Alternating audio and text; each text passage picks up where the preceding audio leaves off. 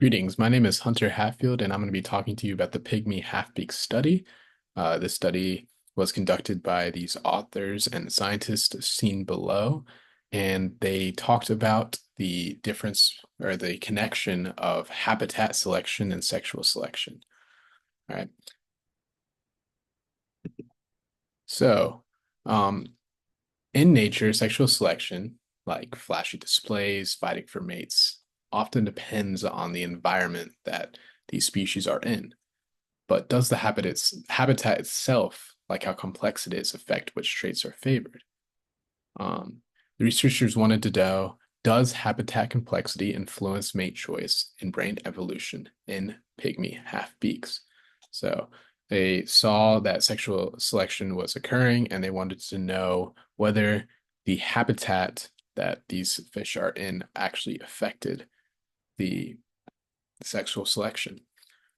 They predicted that in more complex habitats with lots of structures and hiding places, it'd be harder for females to find and assess males. So they thought that males might show less elaborate displays, and maybe fish in those environments might invest less in large brains, since finding mates would rely less on visual cues and more on just finding the mate. Um,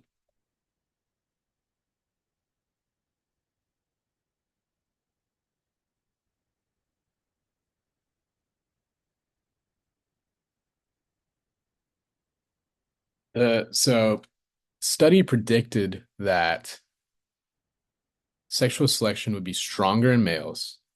Brain size would be under stronger selection in complex habitat, and competition-related traits such as body and beak size would be favored in open habitats because those are more of the visual cue type ideas. So the team compared the wild pygmy half-beak populations living in different habitats, some open and some simple, others dense and complex, and they measured male sexual traits like color and courtship behavior and brain size to see if they varied with habitat type.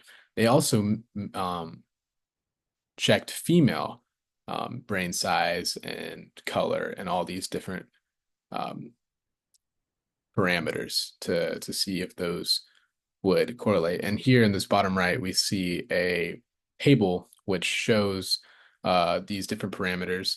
This one talks about sexual selection here, and then sexual selection based on mating, and then sexual selection based on reproduction. So MSM is mating, MSP is reproduction.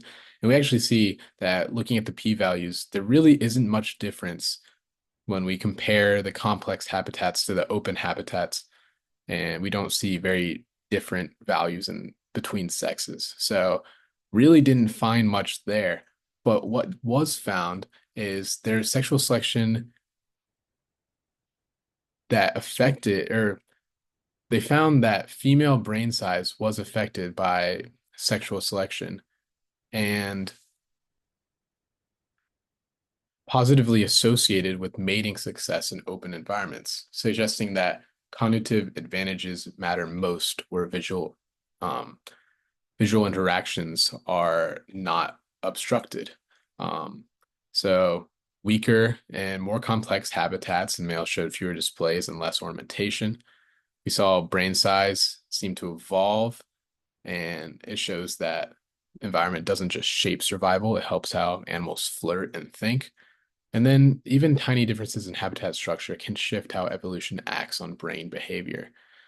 In general, open habitats strengthen selection on sexual and cognitive traits, while complex habitats dampen these pressures.